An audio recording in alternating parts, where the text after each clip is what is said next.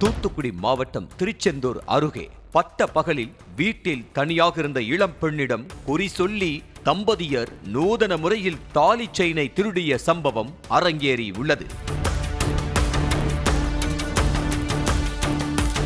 பரமன்குறிச்சி கஸ்பா யாதவர் தெருவைச் சேர்ந்தவர்கள் நாகராஜ் பகவதி தம்பதியர். கடந்த மாதம் 30ஆம் தேதி நாகராஜ் வெளியூர் சென்றதாக கூறப்படும் நிலையில் பகவதி மட்டும் வீட்டில் தனியாக இருந்து வந்ததாக கூறப்படுகிறது. இந்த நிலையில் பகவதி வீட்டுக்கு வந்த சுமார் 30 வயது மதிக்கத்தக்க பெண் ஒருவர் அவரது வீட்டில் கதவை தட்ட உள்ளே இருந்த பகவதி கதவை திறந்து யார் என கேட்டதும் தான் குறி சொல்லுபவர் என்றும் உன் கணவர் நாகராஜின் உயிருக்கு ஆபத்து இருக்கிறது, மேலும் உனக்கு குழந்தை வேண்டுமென்றால் பரிகாரம் செய்ய வேண்டுமென கூறியுள்ளார். இதனை நம்பிய பகவதி பரிகாரம் செய்ய சம்மதித்து அந்த பெண்ணை வீட்டிற்குள் அழைத்துள்ளார்.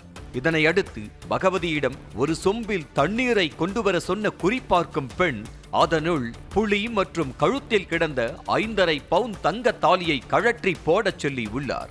பகவதியும் குறிப்பார்க்கும் பெண் சொல்வதை கேட்டு தாலி செயினை கழற்றி சொம்பிற்குள் போட மறுநாள் இந்த தண்ணீரில் இருக்கும் தாலி செயினை எடுத்து கழுத்தில் அணிந்து கொள்ளுமாறு கூறிய பெண் பகவதி முகத்தில் குங்குமத்தை பொலீரென தூவி நூதன முறையில் செயினை திருடிச் சென்றுள்ளார். சில மணி நேரம் கழித்து பகவதி அந்த சொம்பில் உள்ள தாலி செயினை தேடி பார்த்தபோது செயின் இல்லாததை கண்டு அதிர்ச்சியடைந்த பகவதி தான் ஏமாந்தது குறித்து மாமனார் மாயாண்டியிடம் தெரிவித்துள்ளார்.